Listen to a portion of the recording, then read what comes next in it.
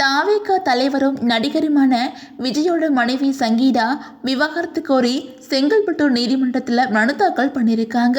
இந்த செய்தி பெரிய புயலை கிளப்பியிருக்கிற நிலையில விஜய் மக்கள்கிட்ட அனுதாபத்தை பெறணும் அப்படிங்கிறதுக்காகத்தான் இப்போ விவாகரத்து மேற்ற கசிய விட்டுருக்குறாங்க அப்படின்னு சொல்லிட்டு பாடகி சுசித்ரா ஒரு பேட்டியில் பேசியிருக்காங்க. அந்த பேட்டியில் சுசித்ரா என்ன சொல்லியிருக்காங்க அப்படின்னா, கடந்த 6 வருஷமா விவாகரத்துக்கு சங்கீதா முயற்சி பண்ணிக்கிட்டு இருந்தாங்க. ஆனால் விஜய் தான் அந்த பேப்பரில் கையெழுத்து போடாமல் தாமதப்படுத்தி வந்தார். இப்போ கூட விவாகரத்து பேப்பரை வெளியிட்டது டிவிக்கே தான். அவங்க இதை கசிய விட்டுருக்காங்க.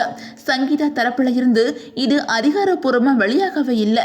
கடந்த 6 வருஷமாவே சங்கீதா கண்ணியமா விவாகரத்து வாங்குறதுக்கான முயற்சிகளில் ஈடுபட்டு வந்துகிட்டு இருந்தாங்க. அது மட்டும் இல்லாமல் சங்கீதா அனுப்பின எல்லா மனுக்களையும் கழிச்சு போட்டுட்டு விஜய் ஜாலியா பனையூர்ல த்ரிஷா கூட குடும்பம் நடத்தி வந்துகிட்டு இருக்கிறாரு. இப்போ தனக்கு சாதகமா அரசியலுக்காக மக்கள்கிட்ட அனுதாபத்தை தேட தேர்தல் வரும் நேரம் பார்த்து வெளியிட்டிருக்கிறாங்க. இது கூட த்ரிஷாவோட வேலையா இருக்கலாம். இப்படி பண்ணினா மக்கள்கிட்ட உனக்கு அனுதாபம் வரும் அப்படின்னு கூட சொல்லி இருக்கலாம். சங்கீதா தனிப்பட்ட முறையில் விஜய்க்கு மட்டுமே அனுப்பப்பட்ட நோட்டீஸ் அப்படிங்கிறதுனால அதில் பல தனிப்பட்ட விஷயங்கள் குறிப்பிடப்பட்டு இருக்குது. எந்த விவாகரத்தான தம்பதிகளும் இவ்வளவு கீழ்த்தனமான ஒரு குற்றச்சாட்டை முன்வச்சு விவாகரத்து கேட்க மாட்டாங்க. சங்கீதாவும் இவ்வளவு கீழ்த்தனமாக இறங்கி விவாகரத்து கேட்குற ஆளும் கிடையாது.